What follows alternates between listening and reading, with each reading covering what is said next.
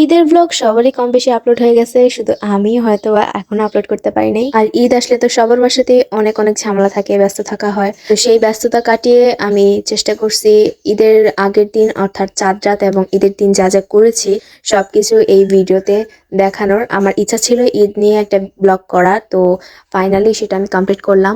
আর ভিডিওটা শুরু হচ্ছে চাঁদ রাত থেকে। আর এখানে কিছু পটকা বা বাজি যেটাই বলো তোমরা, এইসব কিনেছে হচ্ছে আমার কাজিনরা, মানে ছোট ছোট কিছু কাজিন আছে, ওরাই কিনছে। দেন চাঁদ রাতে আমরা এই বাজিগুলো পোড়ালাম। এত এত সুন্দর ছিল বাজিগুলো, আমার কাছে অনেক বেশি ভালো লাগছে। এই বিশেষ করে এই যে বাজিগুলো পোড়াচ্ছে এখন, ওগুলা এত সুন্দর ছিল। আর ক্যামেরায় ক্যাপচার করাতে বাজিগুলো আরো দেখতে অনেক বেশি সুন্দর। এবারে চাঁদ রাতে আমরা ভালোই মজা করেছি কাজিনরা মিলে, অনেক অনেক বাজি পড়েছি। অ্যান্ড লাস্টে আমি একটা বাজি পড়েছিলাম, এটা নাম হচ্ছে তারাবাতি, তোমরা চিনবে কিনা জানি না। তো এটা পোড়াতে গিয়েও আমি ভয় পাচ্ছিলাম, কারণ বাজি তেমন একটা পোড়ানো হয় না। শেষমেশ অনেক নাটক করার পর বাজিটা পোড়ানো হয়েছে। যাই হোক, আমি কিন্তু ভিডিওতে অনেক নাটক করি। লেট করে ব্লগ দেওয়ার জন্য আবারও তোমাদের কাছে সরি, অনেক বেশি বিজি ছিলাম, যার কারণে দিতে পারিনি ব্লগটা। আর আমি এই ভিডিওটার ভয়েস দিতে গিয়ে এতবার তোতলাইছি আর এতবার কাট করছি যে তার হিসাবই নেই। মানে আমি কথা বলতে গেলে কেন যেন বারবার তোতলায় যায়, স্পিচ ভুলে যাই, এমন সমস্যা হয়ে থাকে। এমন না যে আমি স্পিচ মুখস্থ করি, আসলে তেমন না।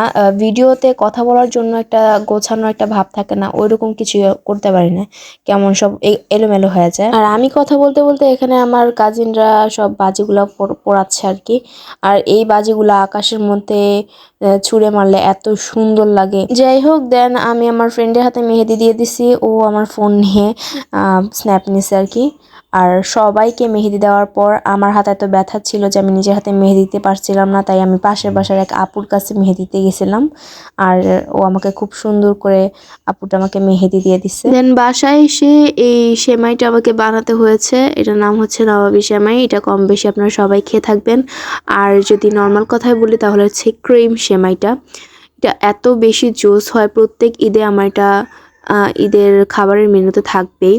তো এটা আগের দিন রাতে আমি বানিয়ে রাখি, সকালে ঠান্ডা ঠান্ডাটা খেতে অনেক বেশি ভালো লাগে। তো আম্মু আমাকে একটু বেশি হেল্প করছে, কারণ আমার ভিডিও করা লাগছে। তো আমি এক হাত দিয়ে ভিডিও করবো, আর এক হাত দিয়ে কীভাবে রান্না করব। তো আম্মুকে অনেক রিকোয়েস্ট করলাম, দেন আম্মু আমাকে রান্না করা দিচ্ছে আর আমি এটা ভিডিও করছি।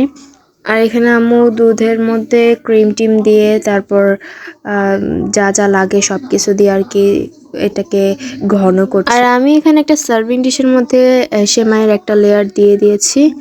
দেন আম্মু হচ্ছে ক্রিমটা নিয়ে সেমাইটার উপরে দিয়ে দিচ্ছে। তো আমি বলছিলাম 2 লেয়ার দিতে, তো আম্মু বলে যে না, 2 লেয়ার ভাল লাগবে না, 1 লেয়ারই দেখ।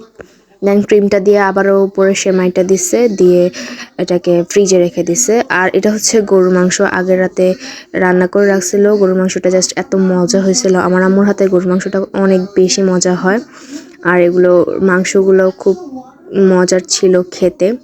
আর এখানেই কাট হচ্ছে আমাদের চাঁদ রাত। সো নেক্সট ডে হচ্ছে ঈদের দিন থেকে। আর এটা হচ্ছে ঈদের দিনের সকালের ভিউ। আমি ঘুম থেকে উঠেই ক্লিপটা নিয়েছি, অ্যান্ড দেন ফ্রিজ থেকে সেই সেমাইটা নামালাম অ্যান্ড আব্বুকে খেতে দিছি। আব্বু বলে যে অনেক মজা নাকি হয়েছে, আমি এটা ভিডিও করতে পারি নাই।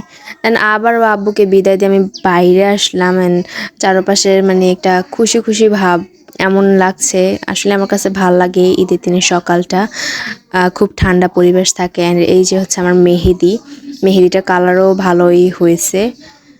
অ্যান্ড দেন আমি রেডি হয়েছি নানুর বাড়িতে যাওয়ার জন্য। এটা আমি বোরকা পরছি, আমি ড্রেস পরি নাই, বোরকা পরি। নানুর বাড়িতে গেছিলাম, নানুর বাড়িতে গেছি। আর এখানে কাচ্চি রান্না করছিল, কাচ্চিটাও লিটারালি ভালোই হয়েছিল। যদিও আমি কাচ্চি পছন্দ করি না, কিন্তু ভালো হয়েছিল। যারা কাচ্চি লাভার্স তারা কিন্তু এটা মানে খেলে ভাল লাগবে। অ্যান্ড দেন বিকালবেলা ঘুরতে গেছি বলতে ভুল হবে, আমার একটা শুটিং ছিল ঈদের, সেই শুটিংটা কমপ্লিট করতে গেছিলাম। অ্যান্ড দেন শুটিং কমপ্লিটের পরে কিন্তু আমরা একটু ঘোরাফেরা করলাম। দেন শুটিং শেষ করে আমরা বেরিয়ে আসলাম। অ্যান্ড পাশেই হচ্ছে একটা টুরিস্ট স্পট ছিল, ওখানে গেলাম। সেটা হচ্ছে বড় স্টেশন, 3 নদীর মোহনা, চাঁদপুরের। তো এটা সম্পর্কে একটা ভিডিও হয়তো আপলোড করেছিলাম, তোমরা হয়তো দেখেছ।